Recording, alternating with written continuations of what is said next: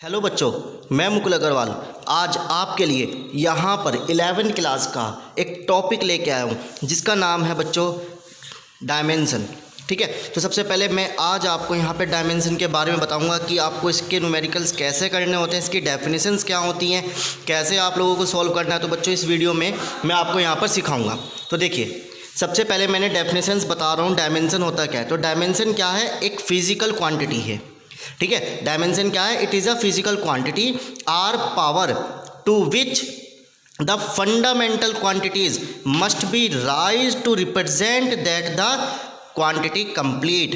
यानी डायमेंशन क्या होती है, एक फिजिकल क्वांटिटी होती है जिसको हम लोग पावर्स के फॉर्म में लिखते हैं। और किसको पावर्स के फॉर्म में लिखते हैं, जो फंडामेंटल क्वांटिटीज़ होती हैं। अब बच्चों ये फंडामेंटल क्वांटिटीज़ होती क्या हैं, तो इसको आप लोग समझिए। फंडामेंटल क्वांटिटीज़ होती क्या हैं, तो those units can neither be derived from one another. ऐसी यूनिट जो किसी से भी ड्राइव नहीं होती। ठीक है, can neither be drive from one another, जो किसी से भी ड्राइव नहीं होती। तो बच्चों आपके पास 7 टाइप्स की फंडामेंटल यूनिट्स होती हैं। तो पहली फंडामेंटल यूनिट्स होती है कौन सी, आप लोगों के पास लेंथ, जिसको आप लोग किससे लिखेंगे, यहाँ पर एल से लिखेंगे। जिसको आप किससे लिखेंगे, यहाँ पर एल से लिखेंगे। ठीक है, दूसरी फंडामेंटल यूनिट होती है बच्चों आपके पास मास, जिसको आप लोग किससे लिखेंगे, कैपिटल एम से लिखेंगे। तो क्या मास के लिए किसी और यूनिट्स की बात करनी पड़ी? देखो कैसे, जैसे आप लोग पढ़ के आए हैं केजी सेंट, या ऐसे समझिए जैसे आप पढ़ के आए हैं मीटर पर सेंटीमीटर स्क्वायर या मीटर पर सेंटीमीटर। ठीक है, तो ये चीज़ आप लोग पढ़ के आए हैं। तो ये क्या है, एक 2 यूनिट एक साथ बन रही है जिसको आप लोग कहते हैं ड्राइव यूनिट। क्या कहते हैं इनको हम लोग, ड्राइव यूनिट्स कहते हैं। यानी 2 यूनिट जब आपस में मिली, जब जाके एक यूनिट बनी। ठीक है, परंतु यहाँ पर क्या होता है, ऐसी यूनिट्स जो सिंगल हो, जो किसी चीज़ पर निर्भर डिपेंड नहीं करती। आपके पास थर्ड यूनिट होती है बच्चों टाइम। टाइम को आप लोग लिखेंगे कैपिटल टी से। ठीक है, ये चीज़।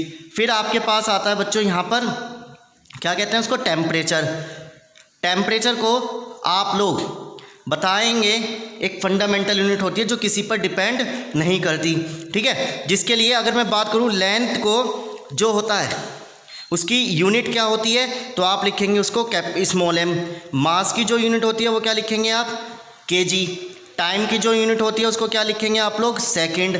टेम्परेचर को हम लोग किससे लिखते हैं, यहाँ पर केल्विन से लिखते हैं। ठीक है, फिर 5th यूनिट होती है बच्चों आपके पास करंट, मतलब 5th फंडामेंटल यूनिट होती है करंट। करंट की यूनिट क्या होती है आप लोगों के पास, एम्पियर।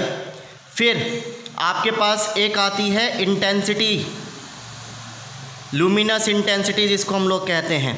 ये होती है आप लोगों के पास लुमिनस इंटेंसिटी, जिसका मतलब होता है ब्राइटनेस, जिसको हम लोग किससे लिखेंगे यहाँ पर, कैंडिला। किससे लिखेंगे हम लोग यहाँ पर, कैंडिला से लिखेंगे। फिर लास्ट यूनिट आती है बच्चों आप लोगों के पास मोल।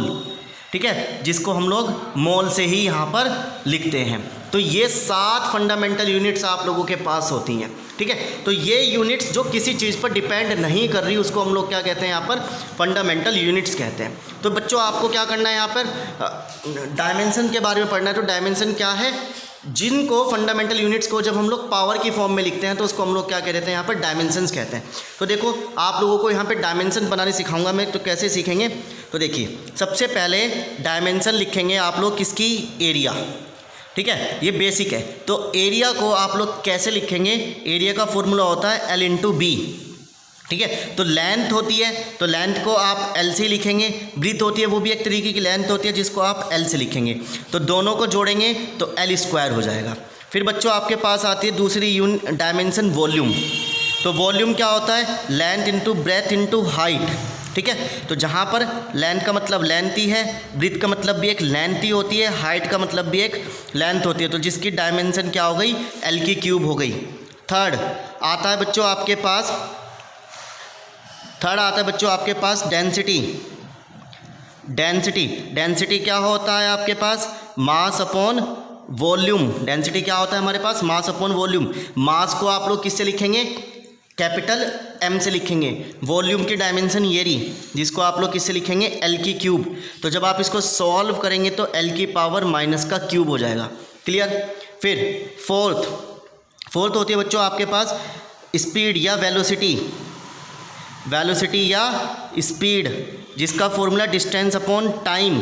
डिस्टेंस एक लेंथ होती है जिसको एल से लिखेंगे, टाइम कैपिटल टी से आप लोग लिखेंगे। जब आप इसे उल्टा करेंगे तो एल की पावर -1।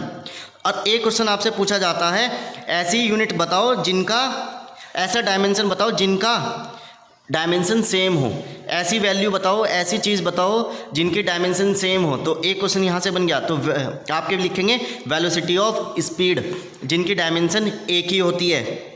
फिर आप लोग लिखेंगे एक्सेलरेशन। एक्सेलरेशन क्या होता है? वेलोसिटी का चेंज अपॉन टाइम। तो वेलोसिटी की डायमेंशन क्या आई? LT-1, टाइम अपॉन में टी। इसे आप उल्टा करेंगे तो L की पावर -2। ठीक है बच्चों। फिर आपके पास आता है फोर्स। फोर्स की डायमेंशन क्या होगी? Mass into acceleration. तो मास हो गया कैपिटल M, एक्सेलरेशन क्या हो गया? LT-2, जो यहाँ से आया। तो इस तरीके से आपको डायमेंशंस यहाँ पर बनानी है। आगे आगे आता है आपके पास मोमेंटम।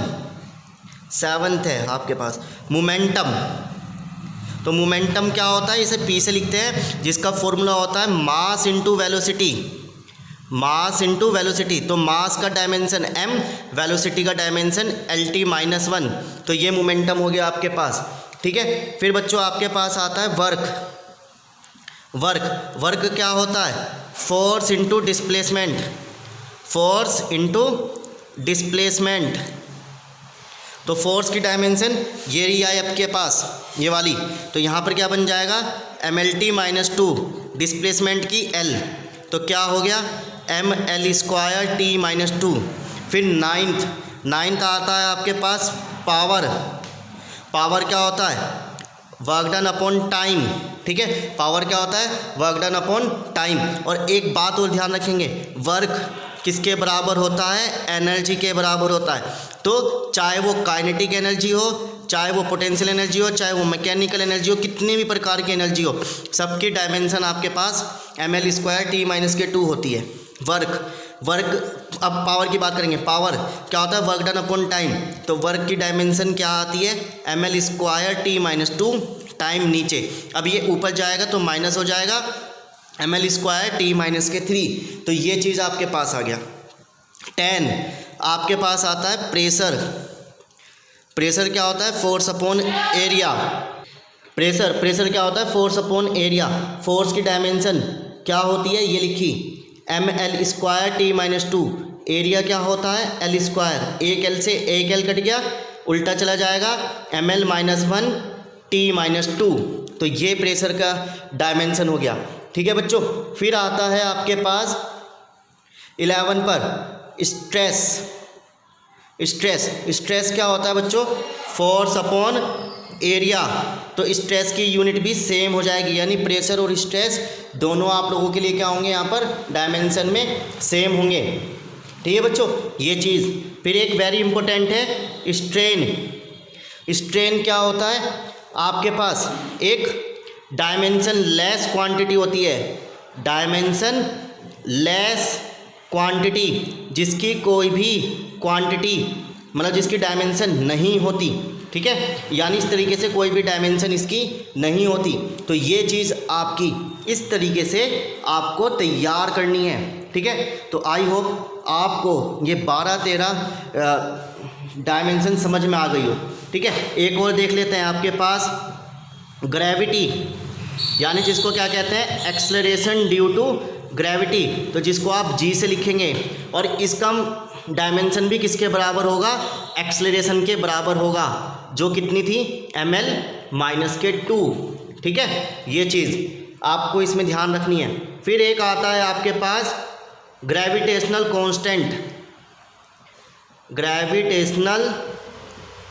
कांस्टेंट, जिसको कैपिटल G कहते हैं।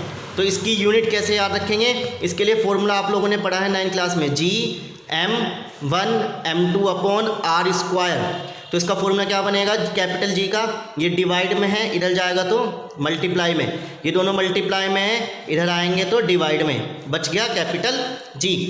अब डायमेंशन, फोर्स की डायमेंशन क्या होती है? ML-2। रेडियस क्या होता है? L²। मास कैपिटल एम बराबर जी, एक एम से एक एम कट गया, ये ऊपर चला जाएगा, m-1 l और 2 ये रहे, तो l की पावर 3 माइनस के 2, तो g की डायमेंशन क्या आ गई, ये आ गई। तो आई होप बच्चों आपको ये सारी चीज़ यहाँ पर समझ में आ गई हो। तो फिलहाल आप इतना करिए और इसके बाद हम लोग नेक्स्ट वीडियो में इनके ऊपर कुछ न्यूमेरिकल्स करेंगे।